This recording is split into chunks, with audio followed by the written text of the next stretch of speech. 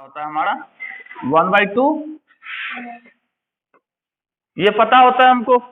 ठीक है, अब हम चलो गौर करके बताओ, ए से सबसे छोटा कौन है? एडी, एसी और एबी में सबसे छोटा हमारा एडी, उससे बड़ू है कौन सा? एसी, और उससे बड़ा कौन है? एबी है। अब हमको यदि हम किस पॉइंट पे, यदि ए पॉइंट को से डी पॉइंट पे यदि हम निकालते तो हमारा मोमेंट आई किसके अबाउट निकाले? सबसे पहले चलो हम डी के अबाउट निकाले, तो क्या लिखते?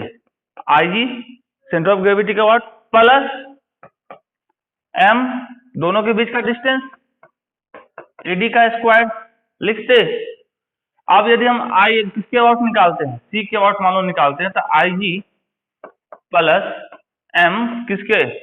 ए सी का स्क्वायर लिखते। और उसी तरह आई क्या निकालते? बी निकालते, तो आई जी प्लस एम ए बी का स्क्वायर। अब इस तीनों में सबसे बड़ा कौन होगा? ये सबसे बड़ा पूछा जा रहा है ना, मैक्सिमम। तो मैक्सिमम सबसे ज्यादा कौन होगा? ये होगा। क्यों होगा? क्योंकि सब में ये तो कॉमन है, ये भी कॉमन है और ये सबका अलग है, तो इस तीनों में सबसे बड़ा कौन है? ए बी है। देख के ही पता चल रहा है, तो ये हमारा क्या होगा? मैक्सिमम होगा। क्या कह रहा है देखो यहाँ, the moment of inertia of a thin uniform rod of mass m and length l। सबसे पहले एक हम थिन यूनिफॉर्म रॉड बना लेते हैं, बना सकते हैं ना। एक हमारा एक थिन यूनिफॉर्म रॉड है। थिन यूनिफॉर्म का मतलब क्या? सब जगह से क्रॉस सेक्शन एरिया क्या होगा? सेम होगा, उसी को थिन यूनिफॉर्म रॉड कहते हैं। ओके, जिसका क्या कह रहा है? मास m है, बहुत बढ़िया, मास इसका m है और लेंथ कितना बोल दिया इसका? l है। Okay, about an axis passing through the mid point and perpendicular to the length, मतलब इसके मिड पॉइंट मतलब यहां से कोई एक्सिस पास कर रहा है। चलो इसको हम IG मान लिए। मिड पॉइंट का मतलब क्या? यहां से यहां तक का डिस्टेंस l/2, यही होगा ना। मिड पॉइंट पर लेंथ इज I0, इसका मोमेंट ऑफ इनर्शिया कितना बोल दिया? I0 बोल दिया। ठीक है, okay. Its moment of inertia about an axis passing through it's and, मतलब इसका एंड क्या होगा? चाहे इस साइड हो या उस साइड हो, चलो इसी साइड ले लिए एंड। इसके बाद इसके मोमेंट ऑफ इनर्शिया पूछा जा रहा है, तो इसके बाद मोमेंट ऑफ इनर्शिया निकाल, इसका जब हमको पता है मिड पॉइंट से, तो इसका निकालने के लिए क्या लगा सकते हैं? पैरेलल एक्सिस थ्योरम लगा सकते हैं। तो उसके हिसाब से हम लोग क्या जानते हैं? I इक्वल्स टू, और दोनों के बीच का डिस्टेंस, मतलब ये हम O मान लेते हैं, ये हम मान लो A मान लिए। ठीक है, तो O A का स्क्वायर, यही होएगा। अब IG सेंटर ऑफ ग्रेविटी के अबाउट, सेंटर ऑफ मास के अबाउट क्या पता है हमको? I0 m, और OA कितना होगा? यहां से लेके यहां तक l/2, OA l/2 होगा, l/2 का होल स्क्वायर। तो ये इसको लिख सकते हैं I0 plus m l² divided by 4। चलो देखो, 4 identical thin rod each of mass m and length l। चलो सबसे पहले एगो बना लेते हैं, एक आइडेंटिकल थिन रॉड बनाते हैं हम यदि, तो कैसा होगा? ऐसा ही कुछ होगा। ये हमारा क्या है? एक रॉड है। ओके, कह रहा है इसका मास क्या कह रहा है? m, लेंथ हमारा क्या कह रहा है इसका? l। ये कह रहा है हमारा, अब क्या कह रहा है? Form square frame. ऐसा चार मिलकर क्या बना रहे हैं? एक स्क्वायर फ्रेम बना रहे हैं, ऐसा ही कुछ फ्रेम बनेगा।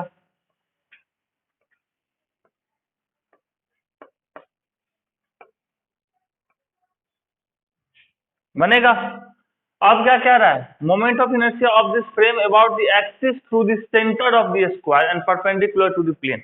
कहा जा रहा है इसका सेंटर कुछ यहाँ होगा, यहाँ पे इस सेंटर के बाद इसका मोमेंट ऑफ इनर्शिया हमको बताना है। ऐसा तो कोई फॉर्मूला नहीं पढ़े हैं, लेकिन हमको क्या पता है? थिन रॉड के केस में यदि ये हमारा थिन रॉड है ओके, इसके सेंटर ऑफ मास, तो जो परपेंडिकुलर लाइन जाएगा उसका मोमेंट ऑफ इनर्शिया क्या होता है? पढ़े थे, m l² डिवाइडेड बाई 12, पता है ना ये? इसका हमको पता है, तो इससे कितने डिस्टेंस पे ये सेंटर है? इसके यहां से यहां तक का डिस्टेंस कितना? ये डिस्टेंस हमारा कितना है? टोटल हमारा कितना है? L है। तो ये कहाँ पाया जाएगा? L/2 पे। तो पैरेलल एक्सिस थ्योरम निकाल के हम यहाँ का निकाल सकते हैं, निकाल सकते हैं। तो यहाँ के लिए क्या हो जाएगा? I सेंटर पे, तो I सेंटर पे कितना हो जाएगा? IG प्लस M इंटू दोनों के बीच का डिस्टेंस होगा ना। तो दोनों के बीच का डिस्टेंस कितना? L/2 का स्क्वायर। ये हमारा होता है ML square divided by 2 plus ML square divided by 4, sorry 12 है ना। ये हो गया कितना? कितना हुआ ये?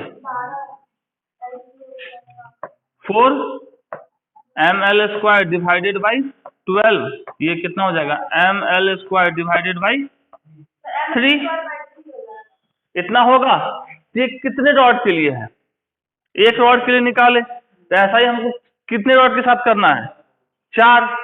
तो एक रॉड के लिए इतना, 4 रॉड के लिए कितना होगा? 4 into ML square divided by 3। तो कह सकते हैं 4/3 ML स्क्वायर होगा। तो 4/3 ML स्क्वायर कौन सा? ये है।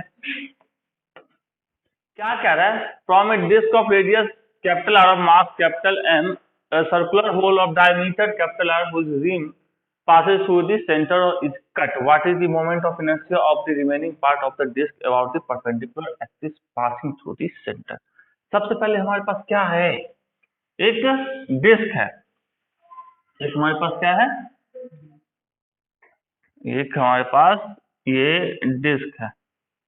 ओके, इस डिस्क का एक सेंटर होगा और इस डिस्क का एक रेडियस है कितना? R। ठीक है, और इसका मास दिए हुए है M। ये सबसे पहला लाइन कह रहा है disc of radius R and mass M। A circular hole of diameter R। एक हमको सर्कुलर होल इसके ऊपर बनाना है जिसका डायमीटर क्या है? R है। Okay, whose rim passes through the centre is cut. मतलब उसका जो रिम होगा, जो आउटर पोर्शन होगा, क्या कहते हैं उसको? सरकमफ्रेंस वाला साइड। वो कहां से पास कर रहा होगा? इसके कहां से? सेंटर से। तो सेंटर से जब पास कराओगे और उसका डायमीटर R होगा, मतलब ये इसका डायमीटर है टोटल। तो डायमीटर का हाफ क्या होगा? इसका रेडियस होगा ना, डायमीटर R। और इसको रेडियस मान के कैसे कट करना है? ऐसे, ऐसे ही कटेगा ना, कट सकता है। तो इस वाले बहादुर को हम क्या किए? काट के हटा लिए। Okay okay, the moment of inertia of the remaining part of the disk about the perpendicular axis passing through the center। तो कह रहा है कि इस पोर्शन को हटा लेने के बाद इसके अबाउट, इस सेंटर के अबाउट बताना है कि मोमेंट ऑफ इनर्शिया क्या होगा। समझ रहे भावनाओं को? थोड़ा सा क्वेश्चन समझ में आया? बोलता ही नहीं है। आया? एक बार रेडियस बोल रहा है, एक बार डायमीटर बोल रहा है R। तो डायमीटर R होगा, तो यहां से यहां तक R होगा ना। तो पहले से ही पता है इसका रेडियस R है, तो छोटू वाले का डायमीटर R होगा, तो वहीं से पास करेगा।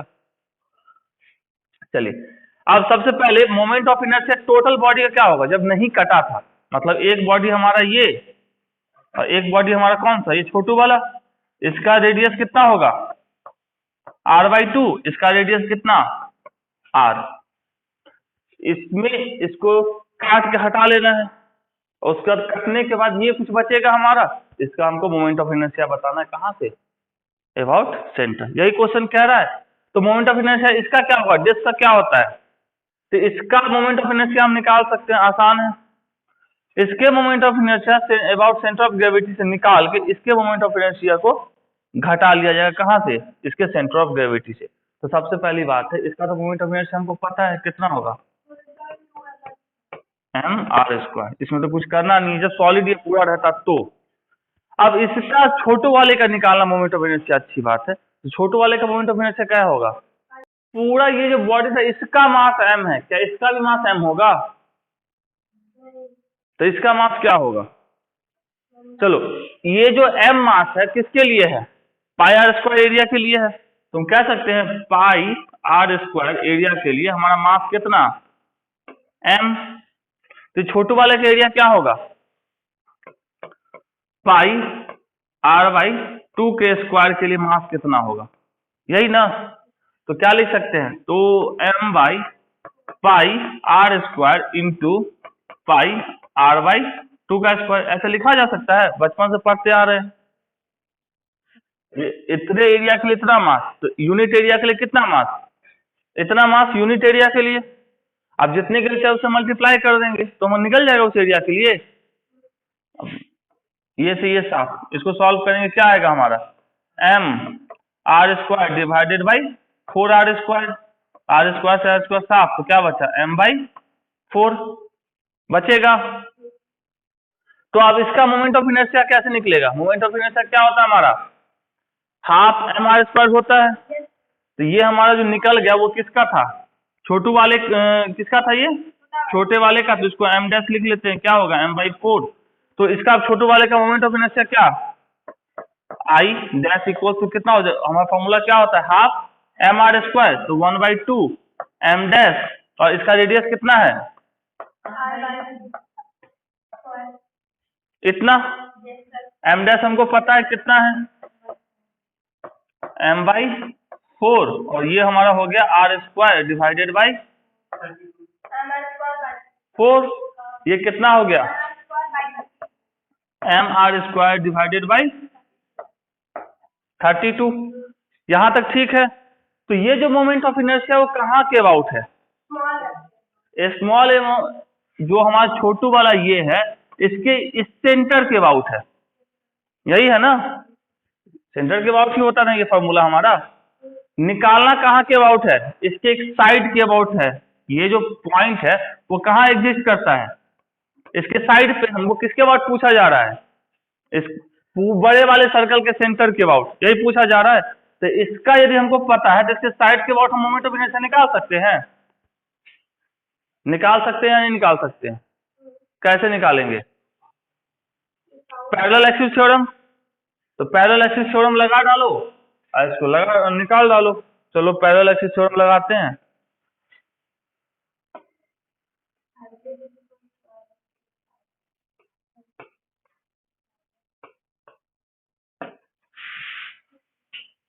अब पैरेलल एक्सिस थ्योरम हम लगा लेते हैं, हमको पता है। तो हमारा आई डैश किसके अबाउट, सेंटर के अबाउट, ओ के अबाउट क्या हो जाएगा, आई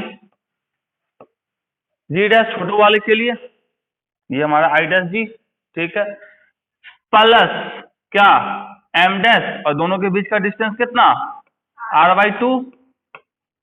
यहां से यहां का तो निकाल लिए, यहां से यहां तक का डिस्टेंस कितना, आर बाई 2 होगा ना, होएगा। अब इसको सॉल्व करते हैं, आई जी डैश कितना हम निकाले हैं, एम आर स्क्वायर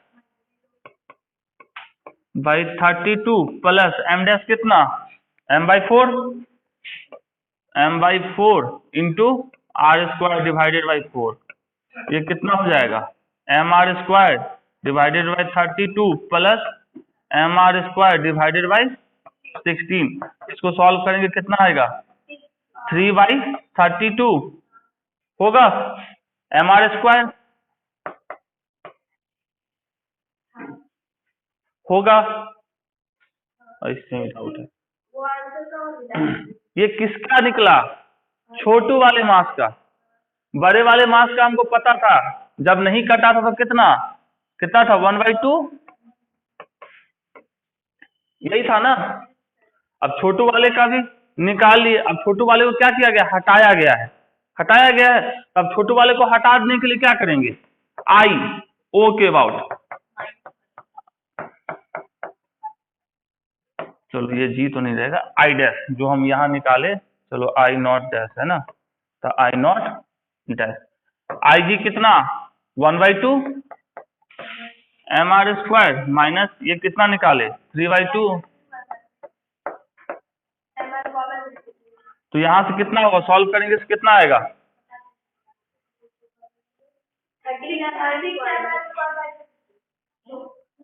इसको सॉल्व करेंगे तो ये हमारा हो जाएगा कितना, 16 - 3 13/32 एम आर स्क्वायर, यही होगा ना। तो 13/32 यही तो है हमारा।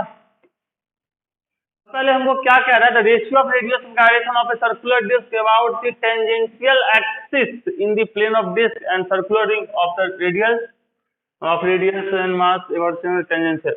अब यदि हम डिस्क की बात करें, ये हमारा क्या है, एक डिस्क है, और एक हमारा क्या है, एक रिंग है, ऐसा ही कुछ है।